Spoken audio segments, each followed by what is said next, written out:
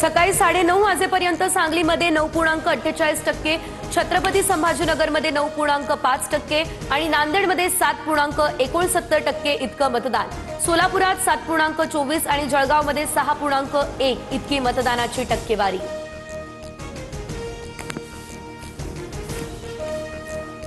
शिंदेंच्या शिवसेनेकडून मालवणमध्ये पैसे वाटप, एकनाथ शिंदे यांनी मालवणमध्ये पैशांच्या बॅगा आणल्या, वैभव नाईक यांचा हा आरोप।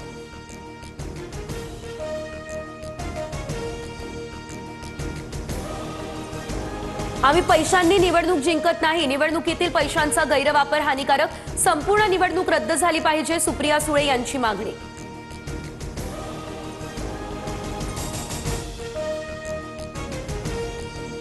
गठ्ठ्यांनी मतदान असल्यास सत्ताधाऱ्यांकडून 22,000ची ऑफर, निलेश राणे यांच्या आरोपांनंतर सचिन अहिर यांचा हा दावा।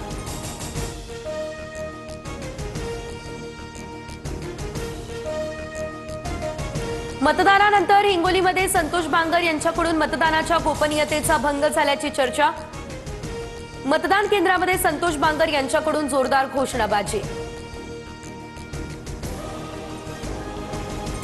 जामखेडमध्ये भाजपकडून गुंडांच्या घरामध्ये उमेदवारी, रोहित पवार यांचा हा आरोप, जामखेडमध्ये भाजप आणि शिवसेनेकडून पैसे वाटप झाल्याचाही दावा।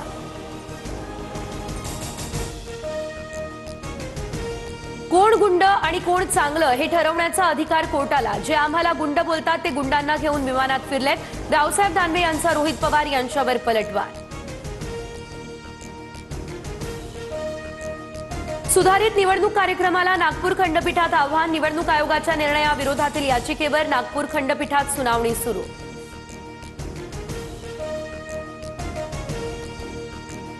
मुंबई पालिकेने सुरू केलेल्या उपाययोजनांमुळे हवेत सुधारणा, मुंबईचा AQI 103 वर।